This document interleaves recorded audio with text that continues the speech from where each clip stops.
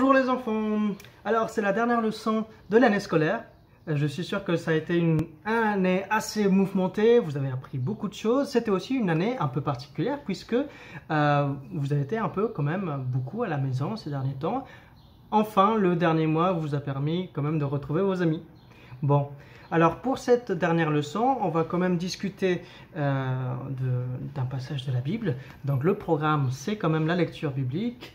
Et enfin, on va quand même avoir des petites activités. Donc je vais vous donner un petit support de dessin. Donc Curiel à préparer pour vous. Et vous allez voir, il y a quand même des références bibliques. Donc si vous voulez aller plus loin, vous pouvez lire les passages bibliques mentionnés. Et enfin, si vous vous sentez d'attaque, vous pouvez également jouer avec les mots croisés donc, que j'ai préparés. Je demanderai aux parents de vous poser les questions, vous aurez les réponses, si elles sont justes ou pas, ils vous aideront pour l'écrire dans les cases. Bien. Alors, on va tout d'abord faire une petite prière pour demander à Dieu de nous aider. Merci Seigneur, parce que tu es notre Père Céleste et tu nous protèges tous les jours. Merci Seigneur, parce que tu nous gardes et tu nous éclaires par ta parole. Nous savons que nous avons besoin de toi et nous savons que nous avons besoin que tu nous enseignes. Je te prie Seigneur que tu bénisses les enfants qui vont écouter ta parole. Amen. Bien, ouvrons nos Bibles donc à l'évangile de Marc, Nouveau Testament, chapitre 10, verset 46 à verset 52. Je vais lire pour vous et vous pouvez suivre également dans vos Bibles. Alors, ils arrivèrent à Jéricho, Jésus et ses disciples. Lorsque Jésus sortit de la ville, avec ses disciples et une assez grande foule, Bartimée, le fils aveugle de Timée, était assis en train de mendier au bord du chemin, en train de demander de l'argent. Il entendit que c'était Jésus de Nazareth, et se mit à crier « Fils de David, Jésus, aie pitié de moi !» Beaucoup le reprenaient pour le faire taire, mais il criait beaucoup plus fort « Fils de David, aie pitié de moi !» Jésus s'arrêta et dit « Appelez-le. » Ils appelèrent l'aveugle en lui disant « Prends courage, lève-toi, il t'appelle. » L'aveugle jeta son manteau et se levant d'un bond, vint vers Jésus.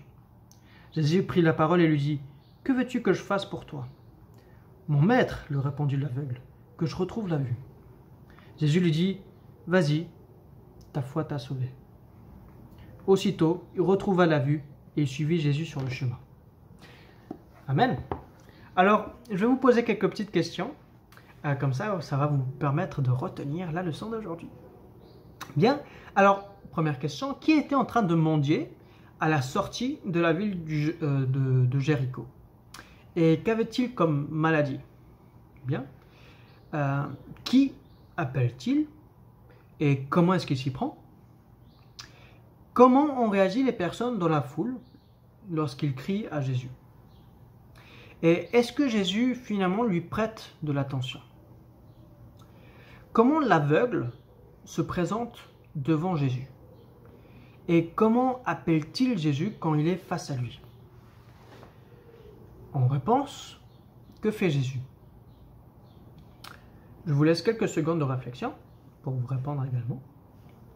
Enfin, Jésus le guérit, mais il dit aussi quelque chose de très important. Qu'est-ce que c'est? Et après sa guérison, le mendiant veut savoir qu'est-ce qu'il fait. Et ça aussi, c'est très important. Bien. Je suis sûr que vous allez trouver toutes les réponses lorsque vous relirez le passage. Alors, je vais me permettre un petit peu de commenter, puisque c'est un passage au début qui m'a un peu surpris, parce que je cherchais en fait des passages bibliques, et finalement, il est assez court, mais il est assez surprenant. En tout cas, moi, il m'a un petit peu ému, si je peux dire. Alors, il m'a un peu ému, parce que aujourd'hui, nous aussi, nous pouvons vraiment nous comparer à la situation de Bartimée. Donc, c'est ce mendiant aveugle. Nous sommes comme des mendiants qui demandons l'aide de Dieu. Et nous avons besoin de lui. Nous avons besoin qu'il nous éclaire par sa lumière, qu'il nous montre la voie, qu'il nous rende la vue, qu'il nous enseigne, qu'il nous montre la vérité. Bartimée a reconnu Jésus comme fils de David. Et ça, c'est très intéressant, parce que pour moi, c'était quand même qu'il était inspiré pour dire et pour reconnaître que c'était le fils de David. En tout cas, de la descendance de David. Et ce qui m'a aussi surpris, c'est que lorsque vous voyez un mendiant, il va vous demander quand même de l'argent. Et là, il est aveugle et c'est vrai que l'argent lui facilite un petit peu la vie parce qu'il ne peut pas travailler de lui-même étant aveugle. Non, il n'a pas demandé de l'argent à Jésus. Il a demandé quelque chose de plus important. Il a demandé d'être guéri. Et oui, il savait que Jésus pouvait le guérir. Il savait que Jésus pouvait faire un miracle dans sa vie et complètement changer sa vie. Mais bien plus que ça, Jésus va encore plus loin. Il lui dit que sa foi l'avait sauvé. Donc, ce n'est pas seulement sa vie qui a changé et la façon dont, vous voyez, il pourra voir, il pourra donc faire des choses parce qu'il maintenant il voit. Non, ça va beaucoup plus loin. Maintenant, c'est son âme aussi qui est sauvée. Alors, nous voyons dans ce passage l'amour de Dieu. Parce que il sauve en fait Bartimée, il le guérit, mais il le sauve. Et de la même façon, il nous a sauvés aussi et il nous sauve. Et c'est aussi un passage qui m'a inspiré et j'espère qu'il vous inspire aussi parce que nous devons agir comme Bartimée. Il était aveugle, mais il a pu entendre Jésus passer. Et quand il a entendu Jésus passer, donc il a senti sa présence, il a crié au secours à Dieu. Il n'a pas eu peur, il a vraiment crié au secours à Dieu. Et beaucoup de personnes essayaient de l'arrêter. Peut-être, on ne sait pas vraiment pourquoi. Peut-être qu'ils essayaient de l'arrêter pour qu'il ne dérange pas Jésus. Peut-être qu'ils pensaient premièrement à eux-mêmes. Et du coup, ils ne voulaient pas que l'aveugle mendiant puisse s'adresser à Jésus. En tout cas, ça les a empêchés de voir la faiblesse et le besoin de Bartimée. Et Jésus, finalement, lui a prêté l'attention qu'il a demandé et il l'a secouru. Et donc, Bartimée ne s'est pas laissé convaincre par la foule. Il a continué à crier au secours à Jésus, à lui demander, voilà, aie pitié de moi. Et alors que tout le monde voulait qu'il se taise. Mais une fois guéri, Bartimée, ce qui est surprenant, c'est que il ne va pas simplement sauter de joie en fait. Il ne va pas se rendre compte qu'il voit et partir jouer. Non, il ne va pas partir jouer. Qu'est-ce qu'il fait? Bartimée va et suit Jésus.